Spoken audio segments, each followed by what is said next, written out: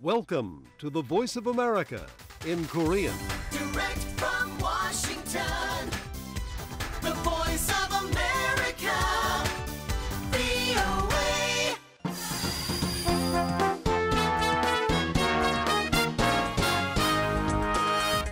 여러분 안녕하십니까? 여기는 미국의 수도 워싱턴에서 보내드리는 VOA 미국의 소리 방송입니다. 지금부터 VOA 한국어 저녁 방송을 시작하겠습니다. VOA 한국어 방송은 매일 아침 3시 30분부터 5시 30분까지 그리고 밤 7시 30분부터 11시 30분까지 두 차례 보내드립니다. 미국의 소리 한국어 방송은 객관적이고 공정하며 포괄적인 한반도와 미국 그리고 세계 소식과 함께 각종 정보와 교양, 오락 등 다양한 프로그램을 전해드리고 있습니다. VOA World News. VOA 세계 뉴스입니다. 일본의 아베 신조 총리가 오늘 러시아에서 블라디미르 푸틴 대통령과 정상회담을 갖습니다. 두 정상은 이번 회담에서 에너지와 기술 분야 긴밀한 협력을 비롯한 여러 현안들을 논의할 예정입니다. 러시아 관리는 두 정상의 회담이 항구 도시 블라디보스토크에서 이틀간 열릴 예정이라며 푸틴 대통령이 오는 12월 일본을 답방할 계획이라고 밝혔습니다. 이는 아베 총리 취임 뒤 푸틴 대통령의 첫 일본 방문이 될 전망입니다. 푸틴 대통령은 2년 전에도 일본 방문이 계획돼 있었지만 당시 우크라이나 크림반도 병합으로 미국과 서방 국가들이 러시아를 제재하고 일본도 이에 동참하면서 취소된 바 있습니다. 일본은 중국의 성장에 대항하기 위해 러시아와의 관계가 더 가까워지기를 바라고 있습니다. 하지만 일본과 러시아는 일본의 북방 영토 러시아명 남쿠릴 열도를 놓고 영유권 분쟁을 빚고 있습니다.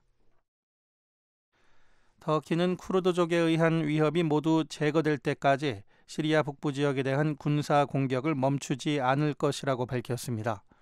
앞서 미국 정부는 터키 당국에 쿠르드족에 대한 공격 중단을 요청하면서 이슬람 순위 파무장 조직 ISIL을 겨냥한 전투에 집중할 것을 촉구했습니다.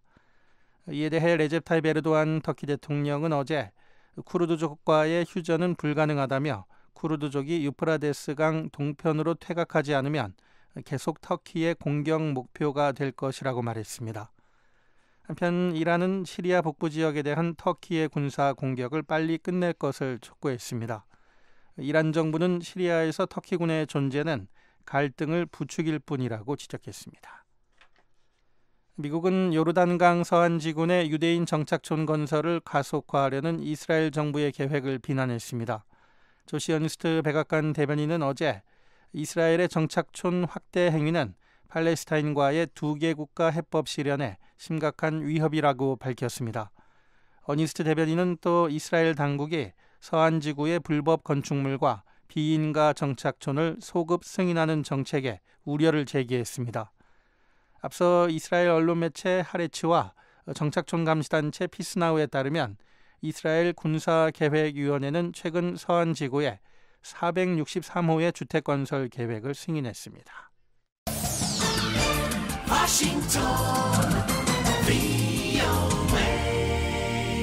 지금 여러분께서는 VOA 세계뉴스 듣고 계십니다. 미국 공화당의 도널드 트럼프 후보가 어제 멕시코를 방문한 뒤 국경 보안을 우선시하고 미국의 가치를 공유하는 이민자들의 유입을 허용하는 내용의 이민 정책을 발표했습니다. 트럼프 후보는 이날 애리조나주 유세에서 자신이 대통령이 되면 시행할 10가지 주요 이민 방안을 발표했습니다. 트럼프 후보는 우선 멕시코와의 국경지대에 장벽을 설치할 것과 미국에 입국한 사람들의 행방을 면밀히 추적할 수 있도록 현행 지문 확인 시스템의 마무리를 요구했습니다. 또 고용주들이 불법 이민자들을 고용하지 못하도록 전자확인 체계를 확대할 것을 촉구했습니다. 아울러 이민자들이 안보 위협이 되지 않도록 적정한 검증이 이루어지지 않은 국가 출신자들에 대한 비자 발급을 중단해야 한다고 강조했습니다. 브라질 의회가 지우마 호세프 대통령에 대한 탄핵안을 의결했습니다. 브라질 상원은 어제 최종 표결에서 찬성 61대 반대 20으로 호세프 대통령에 대한 탄핵안을 통과시켰습니다. 이에 따라 미셸 테메르 부통령이 대통령에 취임해 호세프 대통령의 남은 임기를 채우게 됩니다. 테메르 신임 대통령은 어제 취임 선서 짓고 위기에 처한 브라질의 경제를 회복하는 일에 최우선 순위를 두겠다고 밝혔습니다. 이란이 러시아의 지원을 받아 2개의 새로운 원자력 발전 시설을 건설할 계획이라고 이란 원자력 청장이 밝혔습니다. 알리 아크바르 살레히 이란 원자력 청장은 이란 관영 이르나 통신에 부쉐르 지역에 2개의 새로운 원자력 발전소를 건립하는 계획이 오는 10일 시작돼 10년 뒤 완공될 것이라고 밝혔습니다. 이번 원자력 발전소 건립 계획에는 100억 달러의 공사비가 투입될 전망입니다. 살레히 청장은 원자력 발전소 2곳이 건설되면 이란은 연간 2,200만 배럴의 원유를 절약하게 될 것이라고 강조했습니다. BOA 세계뉴스 천일규였습니다.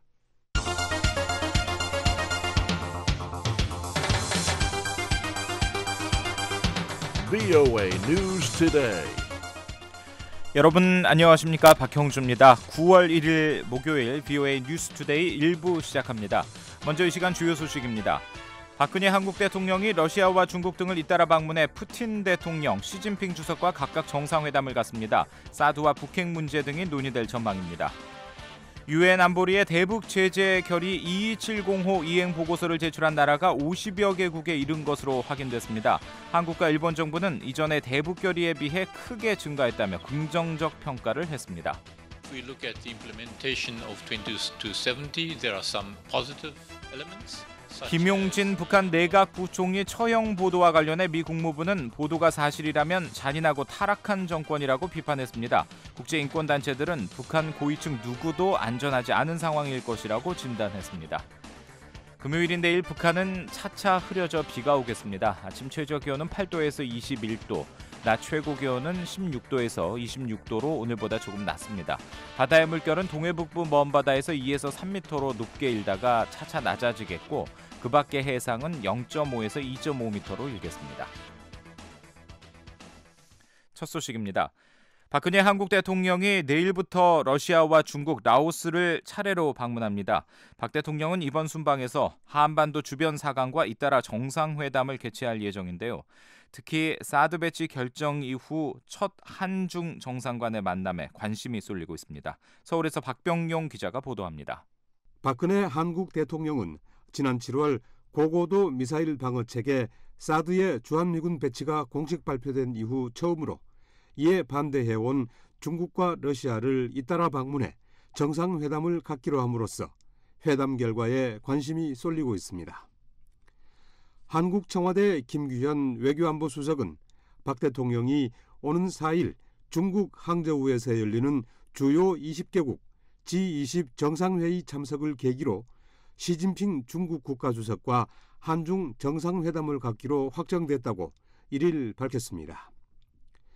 한중 정상회담 개최와 관련해 한국 외교부 임성남 제1차관은 하루 전 전격적으로 중국을 방문해 류전민 중국 외교부 부부장과 협의에 나섰습니다. 외교부 조준혁 대변인은 1일 정례 기자설명회에서 사드 배치 문제가 이번 한중 정상회담에서 의제로 다뤄질 것임을 내비쳤습니다.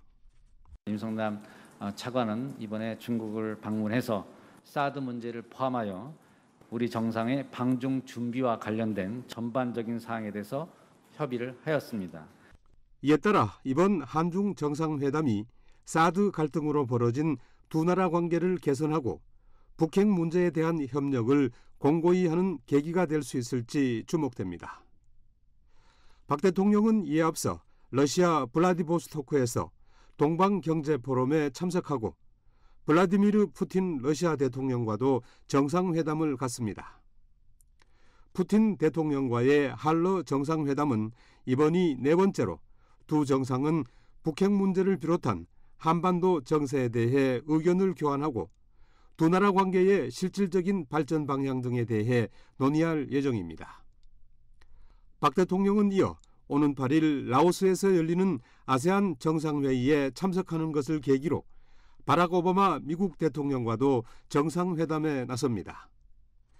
이와 함께 아베 신조 일본 총리와 양자 회담을 여는 방안은 최종 조율 중이라고 청와대는 밝혔습니다. 박 대통령은 한반도 주변 사강과 잇따라 열리는 연쇄 정상회담을 계기로 잠수함 발사 탄도미사일 시험 발사 등 북한의 핵과 미사일 능력이 고도화되고 있다는 점을 부각할 것으로 관측됩니다. 특히 주한미군 사드 배치의 당위성을 설명하고 이견을 좁히면서 중국과 러시아 등 관련국들과 북핵 공조를 다지는 데 외교력을 집중할 전망입니다. 박 대통령은 이와 함께 오는 7일부터 라오스 비엔티안에서 열리는 아세안 관련 정상회의 등에서도 국제사회의 북핵 불용 의지의 중요성을 강조할 계획으로 전해졌습니다. 박 대통령이 이번 한반도 주변 사강과 연쇄 정상회담에서 북핵과 북한 문제에 대한 공조를 어느 정도 이끌어내고 사드 배치에 대한 이견을 최소화할 수 있을지 앞으로 한반도와 동북아시아 외교 지형과 관련해 관심이 쏠리고 있습니다. 서울에서 VOA 뉴스 박병용입니다. 유엔 안보리의 대북 제재 결의 2270호의 이행 보고서를 제출한 나라가 50여 개국이 넘는 것으로 확인됐습니다. 이전에 대북 결의에 비해서 제출국이 크게 증가한 건데요. 한국과 일본 정부는 긍정적인 평가를 내렸습니다. 함지하 기자가 보도합니다. 유엔 안보리의 대북 제재 결의 2270호 채택 6개월을 이틀 앞둔 31일, 2270호에 따른 이행 보고서를 제출한 나라는 53개국입니다. 유엔 주재 한국 대표부 관계자는 이날 VOA에 이 같은 사실을 확인하면서 제재 결의 2094호와 비교하면 괄목할 만하다고 말했습니다. 그러면서 2270호가 강력하고 새로운 조치들이 많이 포함되어 있는 만큼 회원국들이 앞으로도 충실히 이행해서 북한의 행동에 영향을 미칠 수 있길 바란다고 덧붙였습니다. 실제로 지난 2013년 대북 제재 결의 2094호는 채택 6개월을 맞는 2013년 9월 7일까지 단 19개 나라가 이행 보고서를 낸 것으로 나타났습니다. 앞서 2009년에 채택된 1874호는 채택 6개월까지 48개 나라가 제출을 마쳤습니다. 이와 비교하면 2270호 이행 보고서 제출국은 2094호 때보다 2배 이상 늘어났고 1874호보다 5개 나라가 많아졌습니다. 또 이라크와 앙골라, 코스타리카가 올해 처음으로 이행 보고서를 제출하면서 지금까지 한 번이라도 이행 보고서를 제출한 나라는 100개국에서 103개국으로 늘어났습니다. 베쇼코로 유엔 주재 일본 대사는 이행 보고서 제출국 증가를 긍정적인 움직임으로 평가했습니다. What I said in the committee was that also if we look at the implementation of 2270, there are some positive elements, such as the number of reports of national implementation. 베쇼 대사는 30일 유엔 안보리 산하 대북 제재 1718 위원회 회의에 참석한 뒤 기자들에게 늘어난 이행 보고서 제출국 숫자가 2270호 이행 평가에 긍정적인 요소로 작용하고 있다고 말했습니다. 특히 31일 기준으로 52개 나라가 이행 보고서를 제출한 건 평소보다 많은 것이라며 대북 제재와 관련해 좋은 이행으로 평가되는 구체적인 사례도 있었다고 강조했습니다. 유엔 안보리 산하 대북 제재 위원회는 2006년 제재 결의 1718호와 2009년 1874호 등 총 4개의 대북 제재 결의에 대한 이행 보고서를 접수해 왔습니다. 현재 2270호에 따른 이행 보고서를 제출한 나라들 가운데 4분의 1은 라오스와 베트남, 몽골, 앙골라와 같은 북한의 우호국이며 전체적인 이행 보고서 역시 내용과 분량 면에서도 이전보다 충실해졌다는 평가를 받고 있습니다. VOA 뉴스 함지아입니다.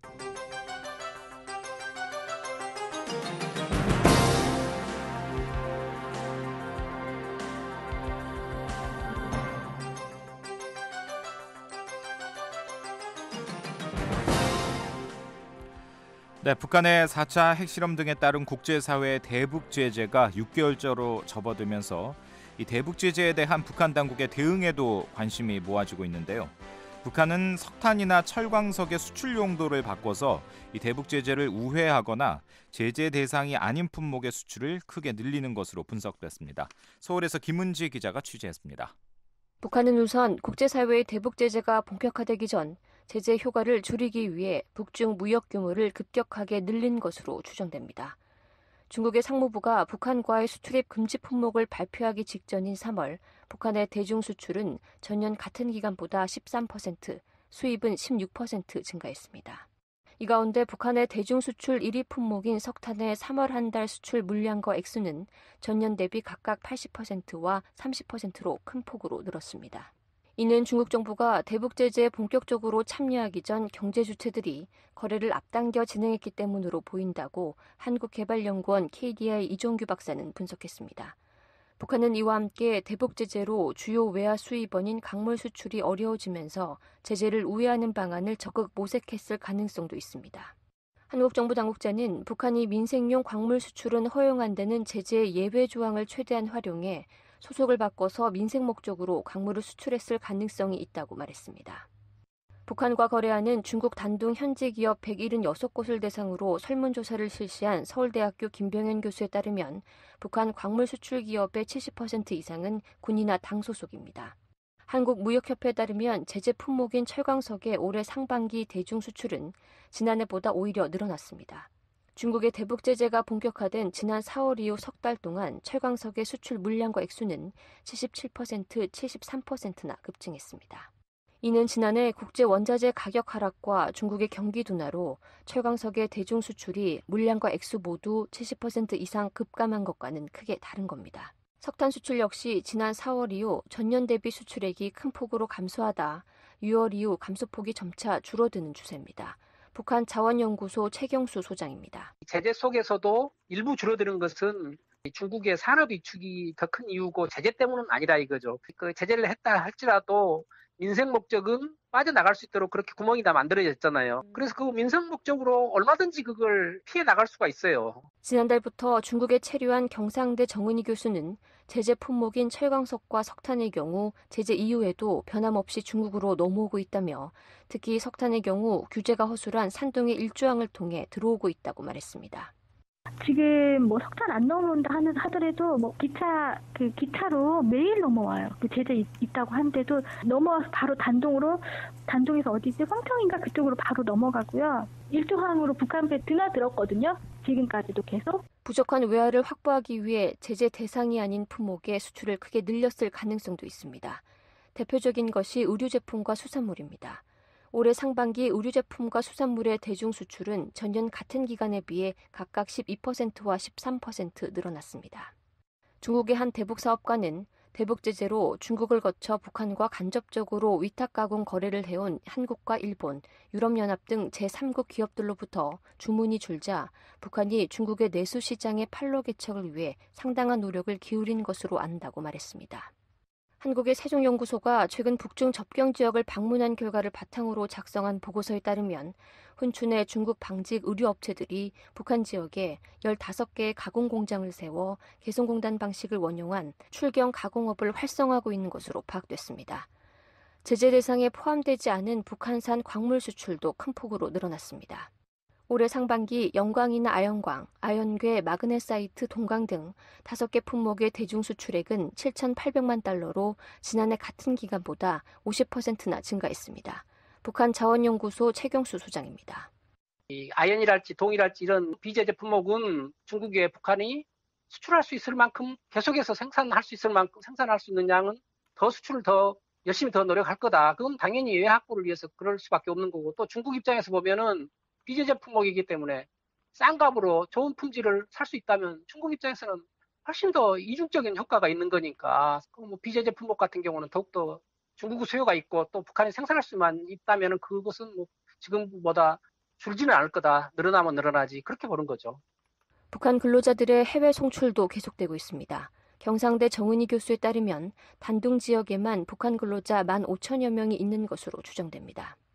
세종연구소 양훈철 부소장은 북한이 제재 국면에서 중국으로의 인력 송출을 통해 숨통을 틔우고 있는 것으로 보인다며 중국 투먼시의 조선공업원이 대표적인 예라고 말했습니다. 투먼시와 조선투자합병위원회는 북한 근로자 2만 명에 대한 고용계약을 맺고 조선공업원을 건설했습니다. 지난달을 기준으로 약 4천 명의 북한 인력이 고용된 것으로 추정됩니다. 세종연구소 양훈철 부소장입니다. 단지 이제 외화의 원천이라고 할 수 있는 것이 가장 큰 게 지금으로서는 그저 인력 송출한 것, 특히 중국의 여러 분야에 나가서 실제로 본 협력이죠. 경제 협력. 일단은 인건비가 싸고 그다음에 노동력이 별로 없어요. 그렇게 그 저임금에. 그렇게 자꾸 밖에 있는 사람들이 이제 외부로 도망가는데도 불구하고 사람을 보내는 게 그나마 그게 나가야지 돈을 버니까. 중국 지방정부와 민간 차원의 경제 협력도 강화하고 있습니다. 중국 랴오닝성 단둥시 정부는 최근 홈페이지에서 침체된 지역경제 활성화를 위해 신개발지 고머낭 한 곳에서 운영하는 호시무역구를 새 4곳으로 늘리는 방안을 검토하고 있다고 밝혔습니다. 호시무역구에선 북한과 중국 주민들이 관세 없이 물건을 사고 팔 수 있습니다.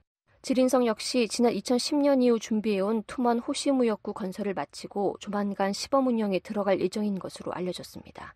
대북 제재 국면에서 북한 당국이 국산화 정책을 더욱 강조할 가능성도 있습니다. 코트라의 오사카 무역가는 지난 7월 일본 언론 매체 등을 인용해 작성한 보고서에서 북한 당국이 7차 당대회에서 제시한 국가 경제발전 5개년 전략과 관련해 방직과 금속, 자동차 산업 부문에서 제재에도 불구하고 오는 2020년까지 수입에 의존하지 않고 자체 생산 능력을 확보하겠다는 계획을 밝혔다고 전했습니다. 북한은 이와 함께 제재에 대응하기 위해 200일 전투와 같은 강제적 노력 동원을 지속하는 한편 대규모 건설을 통한 경기 부양을 추진하고 있는 것으로 관측됩니다. 한국 정부 소식통은 평양의 여멍거리 건설 등을 위해 중국에서 북한으로 건설 자재가 많이 들어가는 것으로 안다며 북중 접경 지역에서도 건설붐이 불고 있는 것은 체제 건재를 가시하기 위한 측면도 있는 것으로 보인다고 말했습니다. 그러나 시간이 갈수록 재원 부족과 함께 강제적 노력 동원에 따른 주민들의 피로감이 높아지고 자원 배분의 효율성이 떨어지는 등 후유증이 커질 수 있다고 한국의 전문가들은 밝혔습니다. 서울에서 VOA 뉴스 김은지입니다. 이 한국 내 민간단체인 납북자 가족 모임은 한국 전쟁 이후 북한에 납치된 한국인 21명이 평양에 생존해 있는 것이 확인됐다면서 유엔 차원의 대응을 촉구했습니다. 시나 폴슨 유엔 북한인권 서울사무소장은 이 문제가 유엔에서 다뤄질 수 있도록 절차를 밟겠다고 밝혔습니다. 김환용 기자가 보도합니다. 한국 내 민간단체인 납북자 가족 모임 최성용 대표는 지난 2011년 210만 명 규모의 평양 시민 명부를 입수한 뒤 자신이 갖고 있는 510여 명의 전후 납북자 명단과 대조 작업을 벌여 이 가운데 21명이 평양에 생존해 있음이 밝혀졌다고 주장했습니다. 최 대표는 그 이후 5년이 지난 1일 서울에서 외신 기자들과 간담회를 갖고 평양 시민 명부라며 명부에 있는 이들의 기록을 공개했습니다. 명부에는 이들의 고향과 거주지, 나이, 결혼 여부, 혈액형, 시민증 번호 등이 기록돼 있습니다. 최 대표가 생존하고 있다고 주장한 납북자 21명 가운데는 납북어부 10명과 대한항공 칼기 승무원 3명, 고교생 4명 등이 포함됐고 이들은 대부분 당 연락소와 같은 대남 기관에 근무해온 것으로 알려졌습니다. 예를 들어 경기도 평택 출신으로 평양 만경대 구역에 거주하는 리민교 씨는 1989년부터 간첩 교육기관인 노동당 112 연락소 지도원으로 일하고 있는 것으로 기록돼 있습니다. 이 씨는 1977년 친구와 홍도에 놀러 갔다가 북한 공작원에게 납치됐습니다. 어부 문경식 씨와 칼기 승무원 성경희 씨 등은 북한 노동당 전략소에 배치돼 있습니다. 최 대표는 자신이 공개한 이 기록에 대해 한국 정부가 진본임을 확인했다며 증거가 분명한 사안인 만큼 이 문제에 대해 유엔 차원의 대응이 필요하다고 촉구했습니다. 7월 19일 날 국회 정보위에서 모 국회의원이 국가정보원장한테 이게 사실이냐 진본이냐 이 사진도 진본이냐 이렇게 질문을 했습니다. 그래서 국가정보원장님께서 국가가 납북자 문제나 이런 문서를 인정을 않다가 이것은 진본이 맞다 하기는 했는데 이에 대해 간담회에 참석한 시나 폴슨 유엔 북한인권 서울사무소장은 새로운 정보를 바탕으로 유엔에서 이 문제가 다루어질 수 있도록 돕겠다고 밝혔습니다. One of the mechanisms that we do have in the United Nations Human Rights Office. 폴슨 소장은 유엔 산하 강제적 비자발적 실종에 관한 실무 그룹에 관련 정보를 제출하게 되면 북한 정권에 납북자들의 생사 여부 등을 알려줄 것을 요구할 수 있다며 이 같은 절차를 밟을 수 있도록 협력하겠다고 말했습니다. 그러나 납북자 문제는 수십 년 동안 끌어온 어려운 문제라며 북한으로부터 즉각적이고 긍정적인 답변이 나오지 않을 수 있다며 지속적인 노력이 필요하다고 강조했습니다. 북한은 그동안 전후 납북자 존재 자체를 부인해왔습니다. 서울에서 VOA 뉴스 김환용입니다. 한국 정부가 내년도 예산안에 북한 인권 관련 예산을 처음으로 편성했습니다. 한국통일부에 따르면 오는 4일 북한 인권법이 시행됨에 따라 통일부의 내년 일반 회계 예산 2,479억 원 가운데 북한 인권과 관련해 152억 원, 미화로 약 1,350만 달러가 책정됐습니다. 큰 항목으로는 북한 인권재단 운영에 1,200만 달러, 북한 인권기록센터 운영에 85만 달러, 그리고 북한 인권 정책 수립과 추진에 48만 달러가 각각 책정됐습니다. 남북관계 경색으로 다른 사업 예산은 대부분 삭감됐고 특히 개성공단 지원과 관련한 남북협력지구 발전기획단 운영 예산은 전액 삭감됐습니다.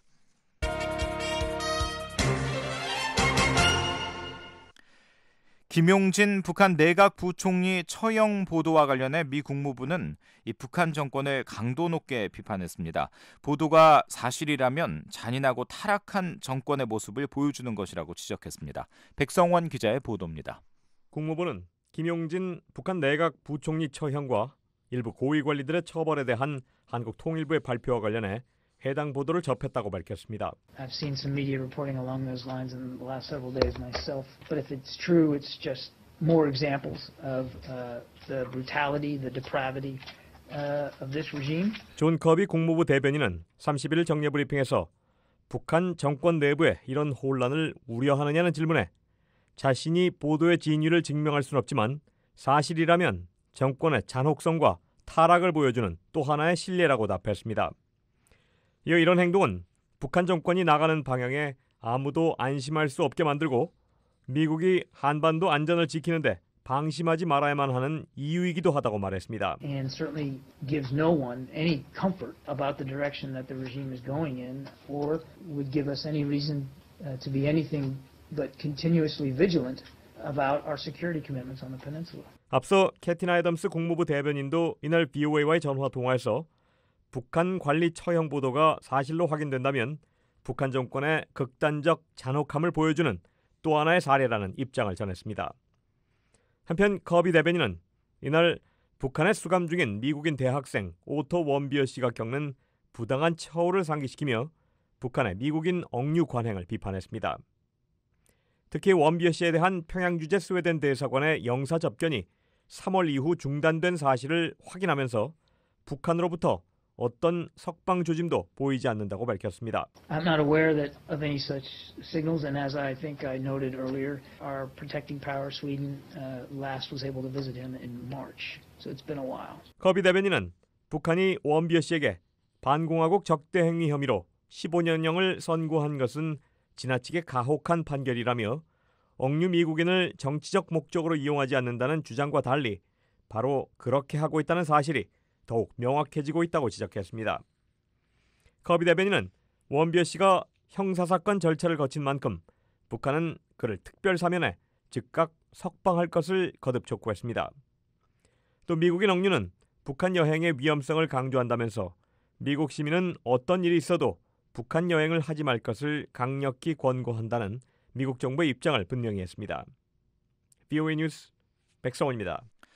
국제인권단체들은 북한 김용진 내각 부총리의 처형설과 관련해 북한 고위층 누구도 안전하지 않은 상황이라고 진단했습니다. 일부 단체들은 북한 고위급 인사의 탈북이 이어질 것으로 전망하기도 했습니다. 이현철 기자가 보도합니다. 워싱턴의 대북 인권단체인 북한 자유연합의 수전 숄티 대표는 31일 BOA와의 전화통화에서 북한이 김용진 내각 부총리를 처형한 것은 정권 내부의 불안정을 보여주는 또 하나의 징후라고 말했습니다. This is another indication of the instability within the regime. And I know people are saying that it's very stable. But... 일부에서는 김정은 정권이 안정적이라고 말하지만 김정은이 일생을 정권에 바친 사람들을 계속 처형하고 있는 사실은 정권 내 권력자들로 하여금 누구도 안전하지 않다는 사실을 깨닫게 만들고 있다는 겁니다. 숄티 대표는 김용진 부총리 처형이 북한 고위 당국자들을 공포로 몰아넣어 더 많은 고위급 인사의 탈북으로 이어지는 결과가 나올 것으로 내다봤습니다. 워싱턴에 본부를 둔 북한인권위원회 그레그 스칼라투 사무총장은 북한이 워낙 폐쇄적인 사회이기 때문에 김용진 부총리 처형 소식에 대해 100% 확신할 수 없다고 말했습니다.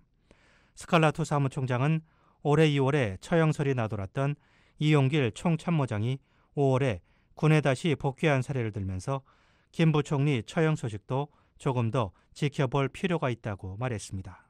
그러나 북한이 지난 2009년 이후 고위급 인사의 처형 등 공세적인 숙청을 계속하고 있는 만큼 김 부총리의 처형이 사실로 확인된다고 해도 결코 놀랄 일은 아니라고 말했습니다. 스칼라투 사무총장은 지금은 북한 정권에 충성하는 고위층 실세라도 안전을 보장할 수 없는 상황이라고 말했습니다. 그러면서 런던 주재 북한 대사관 태영호 공사의 한국 망명 등 최근 잇따르고 있는 고위급 인사의 탈북은 그 같은 상황의 직접적인 결과일 수도 있다고 말했습니다. I have been absolutely loyal to the leader because this gives me privilege and because this protects my family. But if that guarantee is no longer 정권이 there, 제공하는 특혜와 가족의 안전 때문에 지도자에게 충성했지만 그 같은 보장이 더 이상 없고 다음번에 처형 대상이 될 수도 있다는 생각이 들면 탈북을 결심할 수밖에 없다는 겁니다.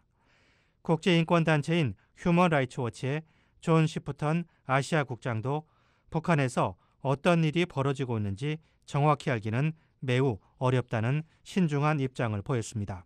하지만 한 가지 분명한 것은 북한의 통제 방식과 법 질서가 국제 규범에 전혀 부합하지 못한다는 점이라고 시프턴 국장은 말했습니다.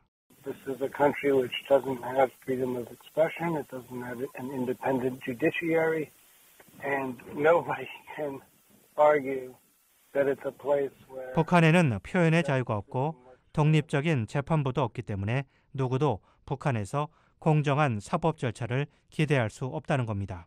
따라서 시프턴 국장은 북한의 처형과 관련한 재판 등 모든 사법 절차가 의문시될 수밖에 없다고 말했습니다. 영국 런던에 본부를 둔 국제인권단체 앰네스티 인터내셔널의 오마르 와라이치 국장은 김 부총리 처형과 관련해 앰네스티 인터내셔널은 모든 종류의 사형에 반대한다는 입장을 밝혔습니다. 와라이치 국장은 북한이 여전히 사형제를 유지하는 국가에 포함되어 있다고 지적했습니다. By carrying out this execution, the North Korean authorities are against the grain of history. 북한 당국자들은 사형을 집행함으로써 역사의 흐름을 거스르고 있다는 겁니다. 와라이치 국장은 전 세계 거의 모든 나라가 잔인하고 야만적인 사형 제도를 폐지하고 있다며 북한 정권도 같은 조치를 취하기를 바란다고 말했습니다. 영국의 대북인권단체인 유럽 북한인권협회 박지연 간사는 북한이 과거 봉건 시대로 퇴행하고 있다고 비판했습니다. 그러니까 보게 되면 옛날 봉건 통치 때 보게 되면 누구나 자기 비에 거슬리게 되면 그 어떤 이유도 없이 무조건 총살하고 이런 것이 비일비재하게 지금 현재 일어나고 있는 것 같아요. 박 간사는 북한 내부에서는 보도가 안 돼 주민들이 김 부총리 처형 소식을 알지 못할 것이라며 하지만 이런 사실을 알게 되면 북한의 인권 현실을 분명히 깨닫게 될 것이라고 말했습니다. BOA 뉴스 이한철입니다. 오는 4일부터 중국 항저우에서 열리는 주요 20개국 정상회의를 계기로 미국과 중국의 정상회담이 예정돼 있는데요. 미 전략국제문제연구소 마이클 그린 선임 부소장은 이번 회담에서 북한 문제는 쉽지 않은 논의가 될 것이라고 전망했습니다. 그린 선임 부소장은 조지 부시 행정부 시절 백악관 국가안전보장회의 이 아시아 담당 선임 보좌관을 지낸 인물이죠. 김영권 기자가 인터뷰했습니다. 바락 오바마 대통령과 시진핑 중국 국가주석이 다음 달 중국 항저우에서 열리는 주요 20개국 G20 정상회의에 앞서 정상회담을 갖습니다. 백악관은 두 정상이 한반도 상황도 논의할 것이라고 밝혔는데 북한 문제 논의에 대해서 어떻게 전망하십니까? The reality is that China is being dangerously unhelpful on the North Korea problem. 중국이 북한 문제 해결에 있어서 위험할 정도로 도움이 되지 않고 있는 게 현실입니다. 한국은 북한에 점증하는 핵 미사일 위협에 맞서서 자국 방어를 위해 고고도 미사일 방어 체계인 사드의 배치가 필요했습니다. 중국은 이에 반대했죠. 하지만 제가 더 우려하는 건 중국이 이달 초 사드 배치를 이유로 북한에 대한 유엔 안보리의 대응을 처음으로 거부했다는 겁니다. 제가 알기론 북한 문제가 불거진 1990년대 초 이후에 중국이 다른 안보 사안을 이유로 북한에 대한 안보리 성명을 막은 건 이번이 처음입니다. 이번 중국의 행태는 아주 걱정스러운 겁니다. 이 때문에 오바마 대통령은 이번 정상회담에서 이 문제가 미중 관계에 부정적 영향을 미칠 것이란 우려를 분명히 제기할 것입니다. 미국과 중국은 그동안 북한 문제에 대해서 전략적 협력을 해왔는데 북한의 명백한 안보리 결의 위반에 대한 유엔의 행동을 중국이 막았다는 건 매우 나쁜 영향을 줄 수 있다는 거죠. 이 문제가 분명 이번 미중 정상회담에서 제기될 겁니다. 일부에서는 시진핑 주석이 미북 간의 평화조약 체결을 이번 회담에서 제기할 수 있을 것이라는 지적도 있는데 어떻게 보십니까? The North Koreans are pushing for the United States to agree to a peace treaty negotiation. 북한은 미국과의 평화조약 체결을 압박해왔습니다. 냉전 시절 미소가 합의했듯이 북미가 핵무기 보유국이란 동등한 입장에서 평화조약을 체결해야 한다는 주장을 하는 겁니다. 미한일 3국은 이런 주장에 결코 동의하지 않고 있습니다. 하지만 중국은 미국이 그렇게 하길 바라고 있습니다.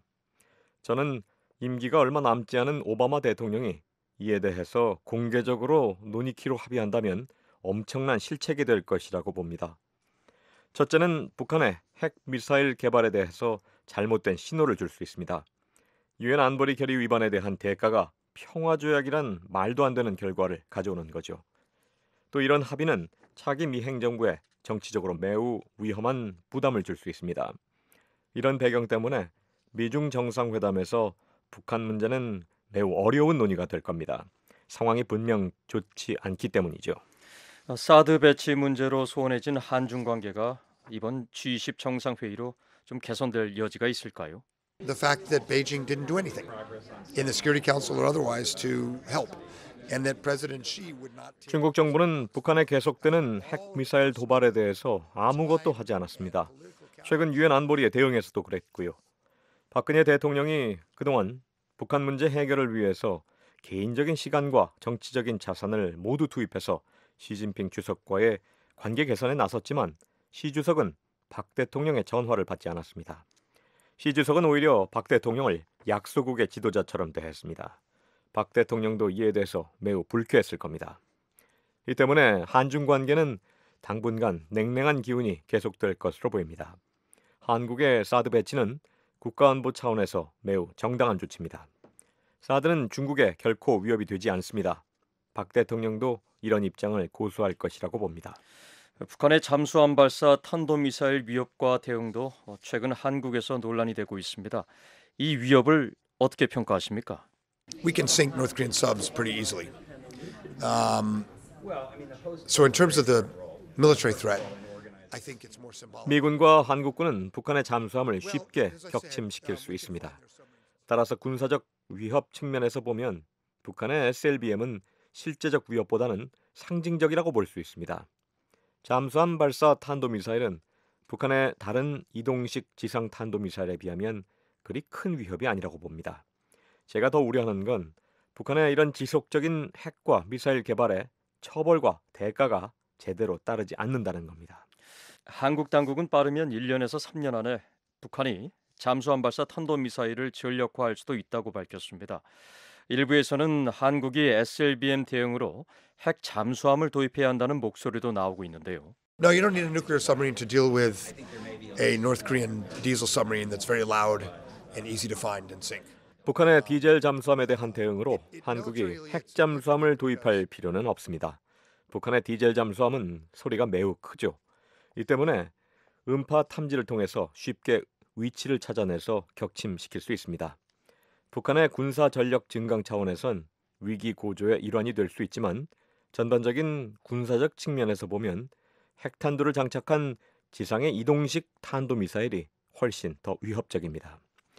이 때문에 중국은 사드 때문에 칭얼거리는 것을 멈춰야 합니다. 중국은 자신들이 도가 지나쳤다는 것을 알고 있습니다. 그리고 지금은 체면 치레용 반대에 급급합니다. 따라서 한국은 사드 배치 결정을 접어서는 안 됩니다. 또 사드 배치에 반대하는 세력이 이를 불필요하게 자기 한국 대선의 쟁점으로 몰고 가서도 안 된다고 생각합니다. 끝으로 앞서 미중 정상회담에서 북한 문제 논의가 쉽지 않을 것이라고 전망하셨는데 가장 우려되는 게 어떤 건가요? My worry is that on this trip the president will be focused on legacy and North Korea doesn't look good. 제가 걱정하는 건 오바마 대통령이 자신의 업적에 초점을 맞추지 않을까 하는 겁니다. 북한 문제가 좋지 않으니까 뒤로 제쳐놓고 가급적 많이 언급을 하지 않을 수 있는 거죠. 하지만 김정은은 자신이 뒤로 밀리고 무시당하는 걸 싫어합니다. 따라서 김정은이 어떻게 나올지도 지켜봐야 할 것입니다. 솔직히 현재 미국과 중국 관계는 제대로 작동하지 않고 있는 상태입니다. 특히 그런 요인 중에 하나인 사드에 대해선 중국의 반응이 너무 많이 과장됐습니다. 중국의 반응은 전략적이나 군사적인 게 아니라 민족적 포퓰리즘에 영합한 겁니다.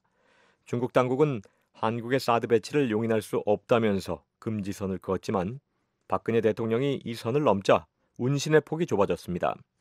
중국이 정치적으로 전략적 실수를 한 거죠. 중국이 앞으로 이에 대해서 후퇴할 것으로 봅니다.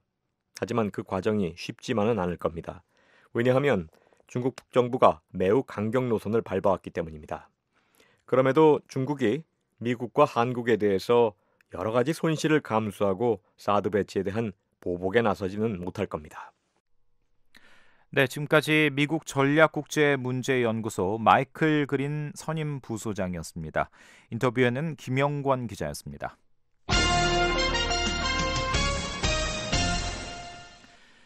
유엔이 북한에서 사상 처음으로 실시하려고 했던 농업 총조사가 무산될 것으로 보입니다.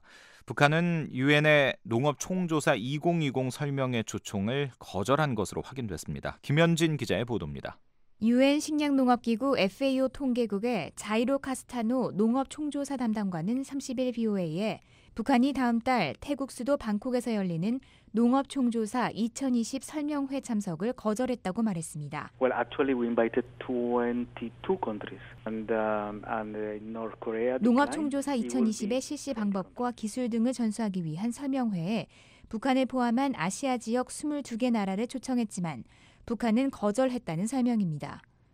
농업 총조사는 농가 인구와 경지 면적, 농기계 등 농업 구조에 관한 전반적인 정보를 얻기 위한 조사로 식량농업기구는 세계 각국에 10년마다 적어도 한 차례 조사를 실시할 것을 권고하고 있습니다. 조사는 각국 정부가 식량농업기구의 기술 지원 아래 직접 농가를 방문해 면접 조사 방식으로 진행됩니다. 이 조사는 지난 1970년대 이후 전 세계 182개 나라가 적어도 한 차례 실시했으며 한국에서는 지난 1980년과 1990년, 2000년, 2010년, 2015년 등 모두 5차례 실시됐습니다. 하지만 북한은 지금까지 단 한 차례도 농업 총조사를 실시하지 않았습니다. 농업 총조사 2020 기간은 올해부터 2025년까지로 식량농업기구는 이 기간 중 각국이 적어도 한 차례 농업 총조사를 실시할 것을 권고하고 있습니다. 또 조사 방법과 기술 등을 전수하기 위해 설명회도 개최하고 있지만 북한은 설명회에 참석하지 않겠다는 의사를 밝힌 겁니다. 이에 대해 카스타노 담당관은 북한이 농업 실태 공개를 꺼리는 것 같다고 말했습니다. I have never seen the system working because we are not allowed to go to the ministry. 농업 총조사를 위해서는 식량농업기구 관계자가 북한 농가를 직접 방문해 농가의 규모와 구조, 분포, 특성 등을 파악해야 하는데 북한이 이를 원하지 않을 수 있다는 겁니다. 카스토노 담당관은 북한이 농업 총조사를 실시하기 위한 자금이 부족한 것도 조사를 꺼리는 이유일 수 있다고 말했습니다. Because a census is a very expensive operation. If somebody is offered to fund this for them. Maybe that's the reason they are conducting the population census. I'm just guessing. 식량농업기구는 현지 조사관들을 교육하는 등 기술적 지원만 제공하며 전반적인 조사 비용은 북한이 부담해야 한다는 설명입니다. 카스타노 담당관은 하지만 북한이 농업 총조사를 실시하면 농업구조 현황과 변동 추세 등 농업사회 전반을 파악하는 데 큰 도움이 될 것이라고 말했습니다. 한국의 북한 농업 전문가인 권태진 GSNJ 인스티튜트 동북아 연구원장도 농업총조사가 북한의 농업 전반을 이해하는데 매우 유용할 것이라고 말했습니다. 그럼요. 많은 걸 알 수 있죠. 아주 상세하게 조사를 합니다. 이 집은 경지 면적이 얼마나 되고 어떤 작물을 심고 있고 그다음에 인간 소득은 얼마고 가구원은 몇 사람인데 나이 연령별은 어떻게 되고 성별은 어떻게 되고 농업에 종사하는 그 사람들 농지부터 해도 자원들 또 농업 관련되는 조직들 온갖 걸 다 조사하는 거죠. 카스타노 담당관은 북한이 올해부터 2025년 기간 동안 농업 총조사를 실시하겠다고 결정하면 언제든지 기술 지원을 제공할 것이라고 말했습니다. VOA 뉴스 김현진입니다.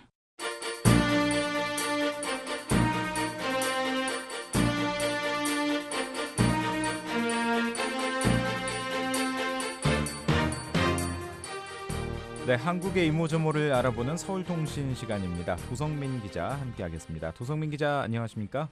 안녕하십니까? 서울입니다. 네, 자 오늘부터 서울의 지하철역 인근에서 담배를 피우면 벌금을 내야 한다는 그런 소식이 들어왔군요. 네, 지난 5월부터 넉 달간 계도 기간을 거쳤습니다. 그리고 오늘부터 시행된 건데요. 지하철역 입구 10m 안에서는 금연해야 되는 담배를 피면 안 된다는 그 법이 화제입니다. 네. 담배를 피우다가 적발되면요. 최고 10만 원, 한국 돈 미화로 하면 $89 정도의 과태료를 내야 하는데요. 네. 앞으로 열흘 동안 집중 단속을 통해서 이 지하철역 인근을 담배 연기에서 벗어나게 하려는 그런 법적 절차와 홍보, 단속 계속되는 겁니다. 서울의 모든 지하철역에 다 해당되는 건가요? 그렇습니다. 서울의 지하철 1호선에서 9호선, 공항철도, 경인선 등 서울 지역에서 달리고 서는 모든 지하철역 입구가 단속 대상입니다. 서울에는 25개의 자치구가 있습니다. 종로구, 중구, 양천구, 강서구 이런 곳에 자치구가 25곳이 있는데 예. 서울시와 함께 이 자치구들이 모두 나서서 대대적인 홍보와 단속을 하는 겁니다. 오늘 단속 첫날에 여러 곳에서 단속 안내를 못 받다. 단속에 좀 불만이 많다 이런 그 의사를 표시하는 흡연자들과의 실랑이가 곳곳에서 벌어지기도 했답니다. 네, 담배가 건강에 안 좋다는 건 다 알고 있습니다만 흡연자들은 우리도 담배 피울 권리가 있다 이렇게 얘기하고 싶을 텐데 이렇게 서울 지하철역 인근을 금연 지역으로 지정한 이유도 있을 것 같아요. 네, 가장 기본적인 것은 시민 개인의 건강이 도시의 건강이고 국가의 건강이라는 겁니다. 네. 담배는 몸에 하나도 이로울 것이 없는 그런 기호품이라는 거죠. 이 담배를 피우는 것은 말씀하신 대로 개인의 자유지만 공공의 사람들이 이용하는 지하철역 앞 등에서는 흡연으로 간접 흡연에 피해를 입는 사람들이 많은 겁니다. 네. 또 주변에 담배꽁초가 버려지는데 이것은 도시미관을 해치는 것이라는 건데요. 네.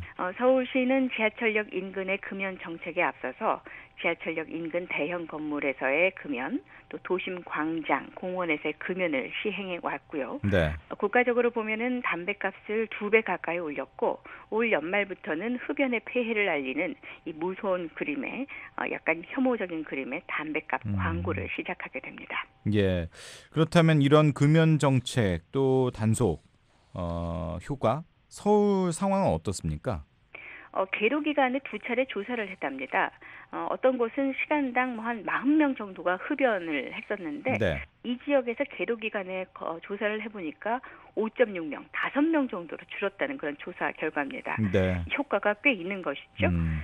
흡연의 자유도 있지만 다른 사람이 피는 담배 연기로 인해서 피해를 받지 않을 권리도 있다는 목소리에 흡연자들도 많이 인식을 같이 하고 있다는 그런 평가입니다. 네. 한국 보건당국에서는 흡연자들의 건강을 위해서 금연을 원할 때는 금연을 위한 진료, 지원, 캠프 운영 등의 다양한 지원을 하고 있습니다. 현재 한국 성인 남성의 흡연율은 39.3%고요. 네. 2020년까지 29%로 하겠다는 그런 목표를 세우고 있습니다. 네. 자, 서울통신 함께하고 있습니다. 지금 서울에서 열리고 있는 한국과 중국의 월드컵 축구 경기에 많은 관심이 쏠려 있군요. 네, 그 2018년 러시아에서 열리는 월드컵 아시아 지역 최종 예선 1차전 경기가 진행되고 있는 겁니다. 네. 한국 시각으로 밤 8시에 진행됐습니다. 우리 그 VOA 미국의 소리 방송 시작과 함께 열린 건데요.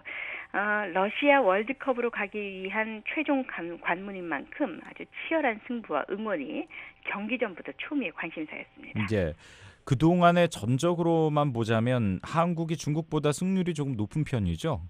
그렇습니다. 한국이 지금까지 중국과의 30번의 대결을 했는데 네. 30전 17승 12무 1패입니다. 한 번만 지고 거의 이기거나 무승부를 했다는 거죠. 네. 그 FIFA의 랭킹으로 봐도 한국은 48위 그리고 중국은 78위입니다.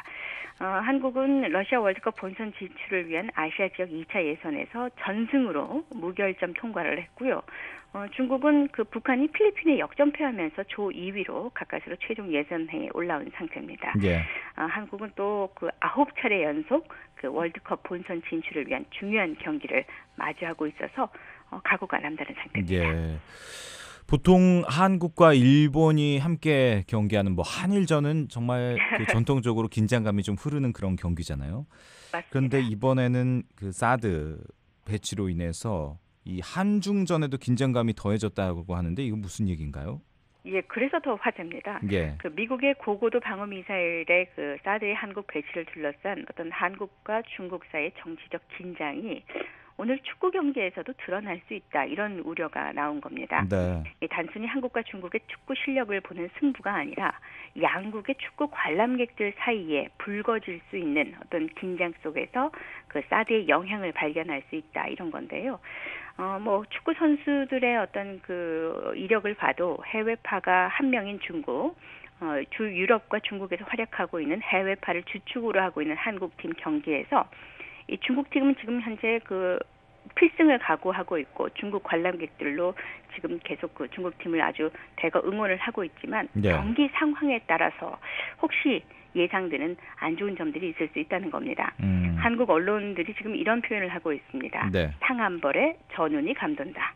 이런 표현이 지금 어떻게 보면 지금 상황을 잘 표현하는 것 같습니다. 예. 오늘 경기에서 중국 관람객들을 위한 좌석이 따로 배정됐다고 하더라고요. 네네. 그 상암 월드컵 경기장의 그 좌석이 6만 6천석 정도가 됩니다. 네. 그런데 전체의 그 한 부분인 남쪽 1만 5천석 정도를 중국 관람객용으로 따로 배정을 한 겁니다. 예. 그 경기와 응원 열기에 사드의 민감함까지 더해지면 아까 말씀드린 대로 예상치 못한 상황으로 이어질 수 있다. 이런 우려 때문인데요. 네. 이 양국의 축구협회가 이 문제에 대한 논의를 했고 중국 관람객들이 충분하게 들어와서 한쪽에서 같이 응원하면서 볼 수 있도록 중국 축구협회에 좌석 판매와 관리를 맡겼다는 그런 한국 축구협회 관계자 설명이 있었습니다. 네. 그런데 한국 쪽에서는 또 불만이 있네요. 서울에서 열리는 축구 경기인데 중국 관람객들이 너무 많아서 이 홈 경기의 이점을 살리지 못하는 것이 아니냐. 중국의 인해 전술식 응원을 걱정해야 되는 것이 아니냐 이런 목소리가 나오기도 했습니다. 예. 오늘 경기에서는 한국 쪽이든 중국 쪽이든 어떤 정치적 구호가 적힌 팻말은 전적으로 금지했고요. 예. 발견되면은 즉각 압수될 것이라고 축구협회가 밝혔습니다. 네, 그렇군요. 뭐 그래도 스포츠는 스포츠니까 뭐 불미스러운 일은 없었으면 좋겠습니다. 자, 서울통신 오늘 마지막 소식 역시 스포츠 소식인데요. 한국의 장애인 올림픽 선수단 브라질 리우에 드디어 입성을 했군요. 네네.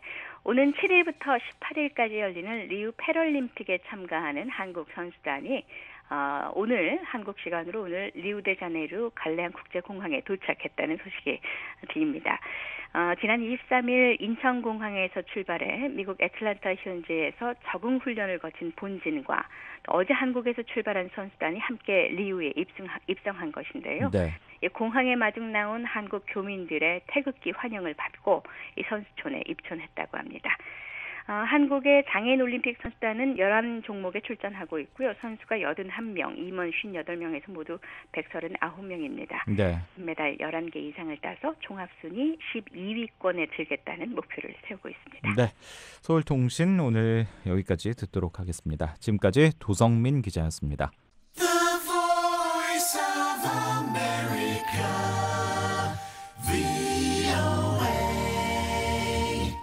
지금 여러분께서는 VOA 한국어 방송 듣고 계십니다. 네, VOA 한국어 방송은 아침 2시간, 저녁 4시간 하루 2차례씩 보내드리고 있습니다. 잠시 뒤에는 미국 정부의 견해를 반영하는 논평, VOA 세계 뉴스 또 뉴스투데이 2부가 차례대로 이어지겠습니다. 뉴스투데이 1부 순서는 여기서 마칩니다. 잠시 뒤에 다시 뵙겠습니다.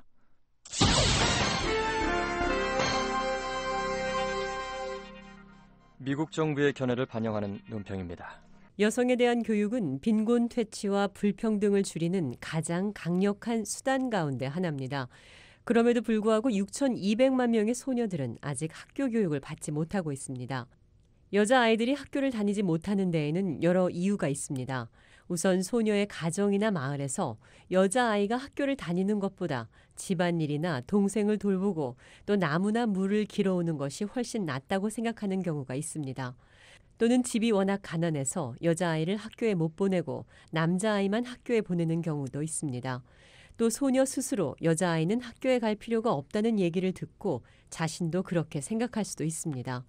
또 일부 지역에서는 여학생이 남자 선생님의 수업을 듣는 것을 금지하는 경우가 있는데 이런 이유로 여자 선생님이 없으면 여학생은 학교에 다닐 수가 없습니다. 아프가니스탄이 바로 그런 경우입니다. 아프가니스탄에서는 여성은 반드시 여 선생님으로부터 교육을 받아야 합니다. 그런데 아프간에서는 여자 선생님이 상당히 부족합니다. 바로 이것이 미국이 렛츠 걸스 런이라는 정부 주도 프로그램을 만들어서 여성들에게 수준 높은 교육을 받게 하고 이를 아프가니스탄에서 확대하려는 이유입니다. 지난 7월 미국 국제개발처는 영국 국제개발부와 손잡고 아프가니스탄에서 여자 선생님을 돕는 프로그램을 시작했습니다. 미 국제개발처는 2,500만 달러를 들여 9학년에서 12학년에 이르는 소녀들에 대한 연수 프로그램을 만들었습니다. 이는 여학생들을 교육시키며 이들이 장차 좋은 선생님이 될 수 있기 때문입니다. 이런 방식으로 아프간 여성들은 자라나는 다음 세대 소녀들을 교육시킬 수 있습니다. 교육을 증진하고 여성들에게 힘을 실어주는 것은 극심한 빈곤을 끝내고 민주적이고 건강하고 건전한 시민사회를 만드는 핵심 요소입니다. 미국의 국제개발처와 영국의 국제개발부는 서로 협력해 아프간 소녀들이 장차 훌륭한 선생님이 되도록 교육할 것입니다. 그리고 이들 선생님들은 미래 세대 소녀들을 교육시키고 이는 새로운 교육의 흐름을 만들고 장차 아프가니스탄 발전에 기여하게 될 것입니다. 미국 정부의 견해를 반영한 논평이었습니다. 이에 대해 의견이 있으신 분은 편지나 팩스, 전자메일을 보내주시기 바랍니다. 주소는 Voice of America, 약자로 VOA를 쓰신 뒤 코리안 서비스, 주소 330 Independence Avenue, SW, 워싱턴 DC 20237 USA입니다. 팩스는 국가번호 1번 202-382-5325번이고요. 전자메일은 korean@voanews.com으로 보내주시기 바랍니다. 저희 VOA 미국의 소리 한국어 방송에서는 여러분의 의견을 기다리고 있습니다. 전화 이용하셔서 음성을 남겨주시면 되는데요. 미국 전화번호는 1-202-205-9942번입니다. 먼저 국가번호 1번을 누르시고 지역번호 202 그리고 205-9942번을 누르시면 이렇게 짧은 음악이 나옵니다.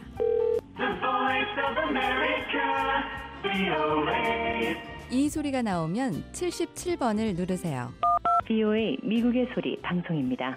저희 방송에 의견이 있으신 분들은 메시지를 남겨주십시오. 감사합니다. You reached Voice of America Korean Service. Please leave your message. Thank you. 안내 멘트를 들으신 후에 말씀과 연락처를 남기시면 됩니다. 미국 전화번호 1-202-205-9942번. 그 밖에 중국과 태국에서도 무료 전화 이용하실 수 있습니다. 중국에서 전화하실 때는 00-800-500-12345번, 태국에서 전화하실 때는 001-800-500-12345번입니다. 여러분의 많은 이용 바랍니다.